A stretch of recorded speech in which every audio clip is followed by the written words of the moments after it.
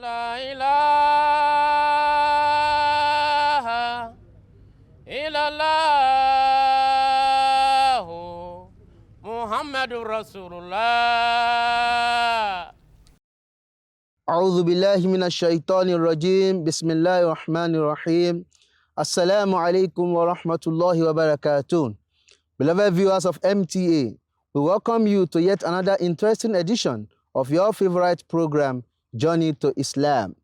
As you all know that in this program, we do bring to you individuals who got converted to Islam Ahmadiyya for them to share with us their inspiring stories of conversion. Today, I have with me a convert to Ahmadiyya who is a lecturer of Department of European Languages and Integration Studies, University of Lagos, the person of Dr. Nuraeni Tiamiyu. Dr. Saib, Assalamu alaikum wa rahmatullahi wa barakatuh. Wa alaikum assalam wa rahmatullahi wa barakatuh. We welcome you to our program. Thank you for having me. Dr. Saib, Alhamdulillah, we know you are a convert to Ahmadiyya.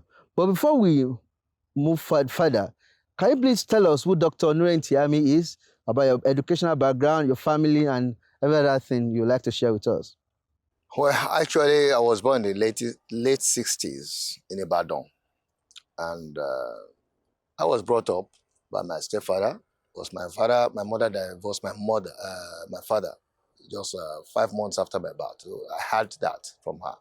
So she remarried to a Christian who brought me up as a Christian child. So I used to bear his name, Adewale Adeshola. And I went to primary school through his name. But my primary school education was IMG Lagos Bypass, Malete Ibadan, from 76 to 1982. So I proceeded to Adelagun Memorial Grammar School. And that's from 82 to 1987, where I wrote my work, though I didn't have any result then. That was too sociable. I used to be a break dancer, as a Christian. There's something like spirituality then. Everything's about social life. But in 1990, I tried to do research about Islam so as to convert Muslims to Christianity. But later I discovered that actually Islam is the way.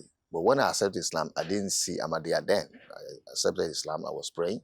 So I left Nigeria in 1990 to Abidjan, Cote d'Ivoire, where I worked there for 5 years, from 90 to 95. So I came back to Nigeria in 95 to continue my education. So technically I'm married. I'm blessed with male children and female children. And what next? I'm actually from Iwo. I'm from Osun State, aside from Iwo. But I've lived all my life in Ibadan and also maybe in West African countries. Alhamdulillah. That's interesting to know. So, moving forward, at what stage in your life did you encounter Ahmadiyya? Or were there any specific incidents that made you, introduced Ahmadiyya to you? Well, my first contact was in 2002, when a friend of mine, a childhood friend, is Momini Badmos. He got married to an Ahmadi, and we went there with my wife. And the wedding took place at Okeado in Ibadan, the mosque of Ahmadiyya. So after the wedding, we went to, Felele, where the father-in-law was. But my wife told me that we should pray in the mosque. I said, these people, they say they are non-Muslims, they are disbelievers. We can't pray in their mosque. Because I was brought up to believe so. So I left. We didn't pray at their mosque. That was the first contact. Well, since then, I never met any Ahmadiyya again since that 2001 or 2002 thereabout. So, moving further now, when did you eventually encounter Ahmadiyya and how did you convert to Ahmadiyya? Now, I've lived in many places. When I came to Lagos in 2008, and I lived in Kotun for about 9 years. From there, I moved to Songo. I lived in Songo for 6 months. From Songo, I moved to Ekpe. Throughout my movement, I didn't meet any Ahmadi. Even in Ekpe, I stayed 4 years there. So when I came back to Ikorodu, I moved to Ikorodu 2022. So that was my first contact at Igede. I'm talking of Ikorodu Circuit, where I met Ahmadiyyas. And my house is close to Mahmoud Ahmadiyya College. So I met good Ahmadis. But my first contact is that I wanted to go to mosque. And the nearest mosque to my house is Ahmadiyya Mosque. And someone told me, why you go to that mosque? That's Ahmadiyya Mosque. I said, well, the mosque belongs to Allah. Why must I should go there? It doesn't matter. The mosque belongs to Allah. So I went to Ahmadiyya Mosque. And there was one old man there, in his 80s. We used to call him Alhaji Tanimola. I actually don't know that's his nickname. I asked him, I've never seen any Muslim. I've not seen them. So where are they? He said they will come and meet me. I asked for Muslims. And the first Muslims that came to me were Ahmadis. I never knew. But when I actually knew they were Ahmadis, because I used to be part of the Tabligh Brothers, and I practiced the Tabligh for more than 20 years. And the trend now is that some people are calling the Tabligh non-Muslims. They call them disbelievers. And I said, if the Tabligh are non-Muslims, it means Ahmadiyyas, who that people call non-Muslims, could be Muslims. Then I now wanted to do research to know about Ahmadiyya. That's why I started asking questions until I got convinced that actually this should be the right way. Because my PhD thesis revealed that Christianity collapsed in the 19th century. So I knew that since 19th century, Islam has been growing. So if someone now tells me that Imam Mahdi came in 19th century, I had already discovered that information that Christianity actually collapsed then. So it goes along with my own personal research. So when you eventually signed Bayat, when? I don't know the date yet, because it's almost 3 months. I related with them for 3 months, but maybe around June 2020. But maybe some weeks after I converted was the time they did the Jalsa Salana UK 2022 that I was invited to Jokoro, and they did little interview for me. So I think that's the time. It's very close. But I related with Ahmadiyya for almost 3 months before I signed Bayat. Because when I got the Bayat form, I was scared of signing it, because I was reading and I said, And I asked myself, am I going to commit crime? Why all these things is listed, they are good things, but it's like a covenant. And when I signed, I felt as if I was never a Muslim before. I thought I've now become a real Muslim, because I kind of the spirituality in that Bayat. When you sign, you feel something, a change in your life. MashaAllah, alhamdulillah. So after converting to Ahmadiyya, what gives you that conviction that Ahmadiyya is actually the true path that you should tread? Well, I thought Ahmadiyya was a dogmatic set of Islam. But what I knew is that the information in Ahmadiyya, you can verify information through research. And if you don't have truth, you cannot open any discourse to research. So Ahmadiyya Muslims, they have a lot of documents. I'm talking like this review of religion and other facts that you can use to establish. And what also made me to convert is the fact that when I was a Christian, I believed that Jesus died on the cross and rose up on the third day. And we have to go to Galilee to meet Jesus. Then when I became a Muslim, other Muslims told us that Jesus did not die on the cross, but he went to heaven alive, and is coming back alive. When I joined Ahmadiyya, told me no, that Jesus actually did not die on the cross, but he went to somewhere in India where he lived and spent about 120 years or so, and his burial ground was there, or the tomb was there. And I said, how? So it's reasonable to see that actually it's the spirit of Jesus that actually went up. So if he has to come back, a dead person cannot come back from heaven. Like, it doesn't make sense. And so they call Imam Mahdi most of the time that he's not a Muslim. And if the Prophet was also called a disbeliever, it's a tradition, is it clear? It's tradition of people in the world to call their prophet disbelievers. If Jesus had been believed, they wouldn't have crucified him. And also, if Ahmadiyya was not true, why is it spreading again and again and again and again? Even my dad died in 1908, and more than 100 years is still growing. It means it must be truth. If it's not truth, it can't be spreading. Alhamdulillah. Beloved viewers of MTA, if you are just joining us, we have with us Dr. Nuraeni Tiamiyu. He has told us that he was brought up as a Christian, but later got in contact with some Muslims before he eventually made some research and got converted to Islam, Ahmadiyya. Alhamdulillah, he has told us about his conviction in Ahmadiyya, and we are still learning from him. So stay tuned as we continue to listen to Dr. Saib's inspiring story of conversion. Dr. Saib, after converting to Ahmadiyya, did you face any challenges, any difficulties, probably from friends, from neighbors? Probably, you said you were a tabligh, you did tabligh for over 20 years. Were there any challenges, any persecution from friends or anyone after your conversion? Well, nobody can persecute me. I'm not a kid, I'm in my 50s. And so many questions that I raised when I was in tabligh were answered in Ahmadiyya. Training of children, like this Atfal, Nasra, the way they classify Kudam. Ahmadiyya is a complete Islamic nation and answer all your problems. Even if you die, they will bury you.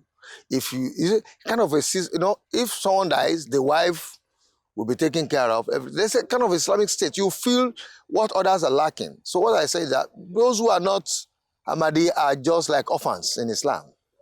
Because having a Khalifa is a blessing. And a kind of a system is also a blessing. So nobody could frustrate, who will frustrate me? I mean, a lot of my friends at the Tabligh always say me, you have joined the Ahmadiyya, they were criticizing me. Well, I don't care. But I'm a very intelligent person and I'm a hardworking person. And they would need me because I used to settle matters there. I used to maintain widows in Tabligh. I used to look for husband for them. I was very active. So they will miss me because I was active. Though they have never let me alone, they will still come to my house again and again and again. In this university system, some of my colleagues also, they engage in debate with me. When they debate, when I give them facts, sometimes they are knocked out. I still want to learn more about Ahmadiyya because the more I grow in my career, the more challenges will come. I don't think I can be frustrated. I've left there. I'm not in that level of where someone can intimidate me. Alhamdulillah. So what particular aspect of Ahmadiyya teaching that resonated much in your mind that made you to convert to Ahmadiyya? Someone made a statement, and that statement, I'd never heard it before I joined Ahmadiyya. He said, if you remove behavior from Islam, what remains? Nothing. I had been betrayed by a lot of Muslims who have, they practice sunnah, they wear beard, but the way they behave, the way they betray. Actually, before I joined Ahmadiyya, I was a frustrated Muslim who believed there was no good Muslim all over the world. That Muslims are terrible people. So it is behavior, that emphasis on behavior, human relation. In fact, when I joined Ahmadiyya, I saw myself in all the Ahmadiyyas. I had been Ahmadiyya right from time. Everything I do is already Ahmadiyya philosophy. I saw myself there. So when I saw first person, I told my wife, do you know that I saw someone like me? That this person looks like me. I love this person. I saw another person. It now became a lot of people. I now got confused. Who do I now love most? Because all of them are just the same. Actually, the people I met in Gede Sako, they are good Ahmadis. They are good Muslims. They are good representatives of Ahmadiyya Muslims. If they are not good Muslims, I wouldn't have been convinced. I was convinced based on their behavior, because I was also assisted during the strike. For 8 months, we were not paid salary. They assisted me financially to try to set up my family and everything. So kind of good. They will do things. They would even insult you. They will not look down on you. Kind of. So I said, this is a system. So what actually I appreciate in Ahmadiyya system is the chanda. That chanda system where you can help people, you know who you are helping. That's the problem we had in Tabligh. Rich people were running away from the poor because there's too much load on them. But if you pay your chandas, the kind of system, that's the monthly contributions, you can easily help people And already since I benefited from the welfare, I said, okay, I'm ready to now spend my own money. In fact, I've just moved from Chanda to Chanda Wasia for this month. I've made up my mind to start Mashallah. paying. Within your 2 years of conversion, you decided to be paying Wasiya. Yeah, I've even filled the form for Chanda Wasia to be paying 10% of my salary. Mashallah. Because I'm convinced in that welfare system. Mashallah. And now the strength of Ahmadiyya is actually the welfare system. That issue of Chanda Arms and Wasiya and scholarship and everything. That contribution of money to propagate Islam. So knowledge, good behavior, obedience to Khalifa of the time, these are good qualities that can make someone to be a very good Muslim. Alhamdulillah. Mashallah. That's really interesting to know, Dr. Saib. Now, still learning more and still moving forward. After your conversion, well, let me say during the course of being introduced to Ahmadiyya, were there any particular stereotypes like misconceptions that you had or you witnessed then? And how did you encounter it? Probably people were saying some things about Ahmadiyya that actually made you to have, probably you are doubting that could this be the right way? Was there any situation like that then? Well, before I converted, I had information that Imam Mahdi said it was the seal of the prophet. And if it was the seal of the prophet, everybody who believe that there's another seal of the prophet or another prophet after Prophet Muhammad Sallallahu Alaihi Wasallam will be a non-believer. Because that was what people were telling you. That is what we were told. Okay. But I now discovered that they hid an information. And that information is very important. They never said that Imam Mahdi claimed that he was Prophet Isa Alayhi Salam. It's the returning of Isa. And when I heard that, because in my own children, I have my 2 children who I could trace back to the history. I discovered one of my daughter to be my great grandma in spirit. I also discovered one of my son who will be the son of that grandma. Because he possessed same traits like that. The same traits, and they love each other. So I now told my wife, this one look at my grandma, and this one look at the son of that mother. So when you say that Imam Mahdi Ezekiel is still the prophet Isa, and when if you read any of the writings of Imam Mahdi, you can feel the tone. Well, I've read Bible, I did CRK. When you read the tone, you can feel Isa in that speech. The speech there's kind of there's kind of light, spiritual lightness in the texts. If you read the English version, even when it's translated, you could feel that this person writing cannot be a human being. Yes, and it could be a very holy person. So I could whenever I read, I told my wife, do you know that if you compare the statement of Jesus in the Bible and the statement of Mahdi in his writings, so I could feel the Ezekiel of light in that. So obviously, in his it cannot be an ordinary human being. It can't be an ordinary person. Alhamdulillah. So moving forward now, Dr. Saib, after converting to Ahmadiyya, what aspect of your life do you feel, let's say sort of positive change you observed prior to you being an Ahmadi, while you were a non-Ahmadi? You should have observed some changes in your life. Can you please give us insight into some of the changes? There are many, because the problem I had before is that my children never loved religion. They didn't like religion. So my problem was, how am I going to train my children to like religion? And now I saw that the second Caliph, the establishment of Ansarullah, Qudam, Nasira, Lajina, they've already divided the home and they are training the home for you. Provided you key to that system already, you have peace of mind. I have peace of mind because my Nasra, my children, they now love, because I have all categories of Ahmadiyya. I have Lajina, I have Nasra, I have Qudam. They now love religion. When they love religion, and I have peace of mind, that okay, the future is bright because they are keen to the system faster. And so the blessing is that system of Ezekiel, the breaking of the house family into a system and addressing. So if your wife attends large programs, you won't have problem with, and you also you attend the program, you won't have problem with it. And so someone asked me a question about the issue of a marital issue, and I said, if Nasarullah will be an ideal Nasarullah, and Lajina will be ideal Lajina, Kuda will be ideal Kuda, and Nasra will be ideal Nasra, and Atfar will be ideal Atfar, there won't be problem in the family. So when my children misbehave or do something, they say, is that what you are taught in the camp? Or I won't allow you to go to camp again because you always enjoy that camp. And so it's a blessing. In fact, Ahmadiyya is a complete blessing. And it's a kind of Islamic sect that's able to tackle the world to the end of the world. Because it answers the kind of Western education. A mineral university is under construction. There's hospital. There's training every month. There's competition Islamically. It kind of is a system. So I feel I'm a citizen of Ahmadiyya. I don't see Ahmadiyya as I see myself as there's an Islamic country, and my president is the Khalifa in UK, and I'm under my governor, the Amir, Amir Alatoye. And I also under my under my district officer, my CP, Alhaji Ekini, and there's always a very, very wonderful person. Alhamdulillah, mashallah. So now, because of the amount of time, we have a lot to discuss. Okay. Tell us how your relationship with Allah, Almighty Allah, was enhanced after accepting Ahmadiyya. My Relationship with Allah. Allah. And since my focus now is on behavior, how do I perfect my behavior to be a good Ahmadi so that I can preach Islam through my behavior? Then my focus now is also to spend. Is it clear? Yes, yes. Increase sacrifice through spending. Because before, it's because what I observe, the most difficult thing in my life is to be spending that issue of time.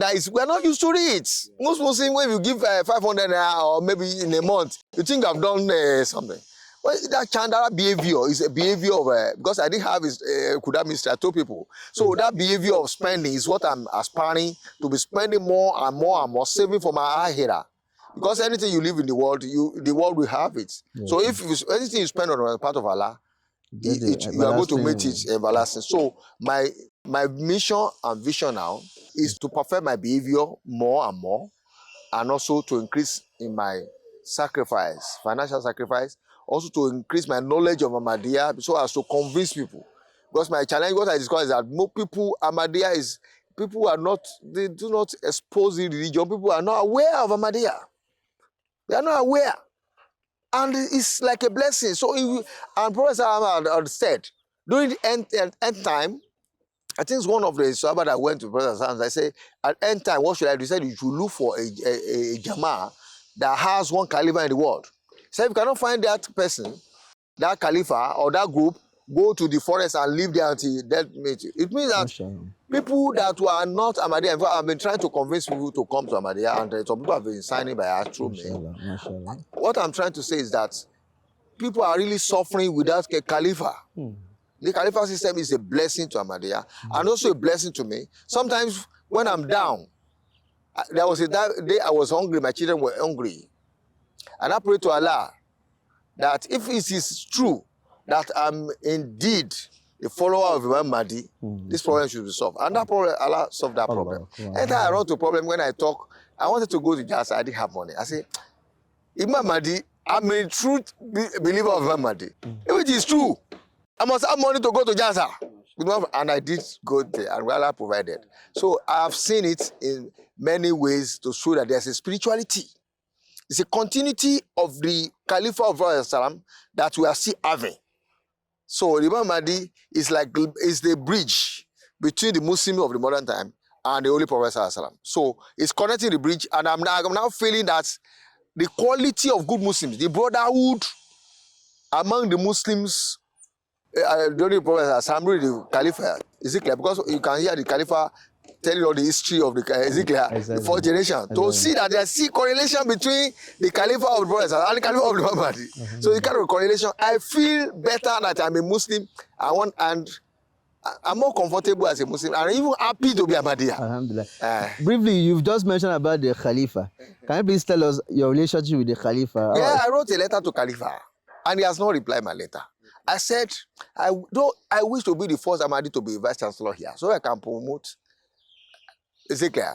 I wrote a letter. I said he has to choose for me either Secretary General. I speak many languages. I say either Secretary General of the United Nations or the Vice Chancellor of the University. That Ahmadiyya has never become a Vice Chancellor, and Muslim could have become. I want, is it clear, to use anything I have for the propagation of Islam Ahmadiyya. Inshallah, may Allah assist you. Now, finally, let's listen to your advice for our viewers, especially those who are yet to join the fold of Ahmadiyya. What sort of advice would you like to give them?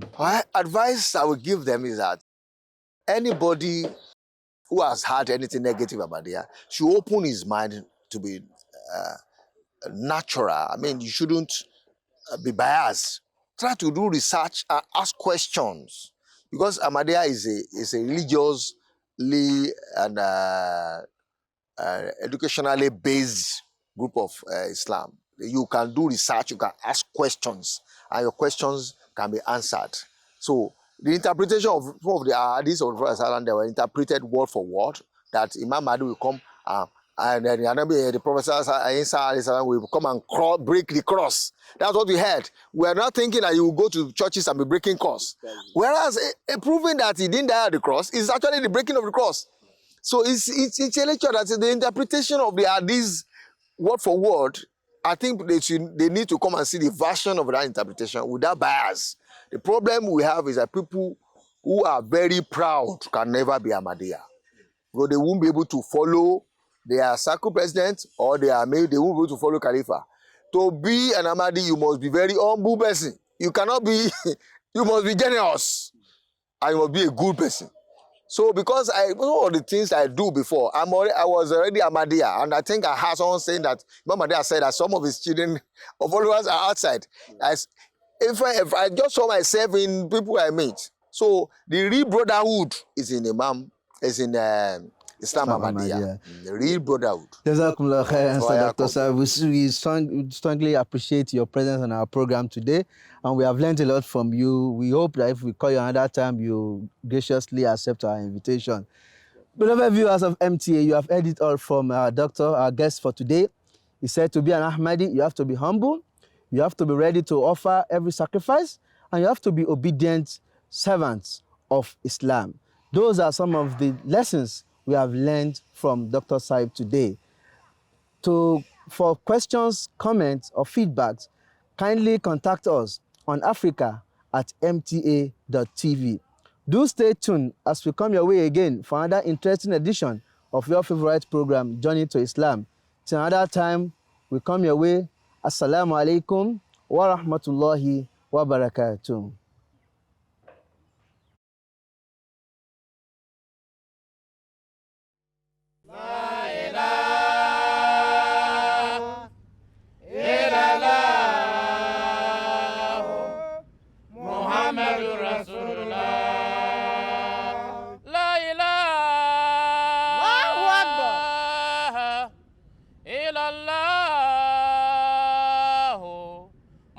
Rasulullah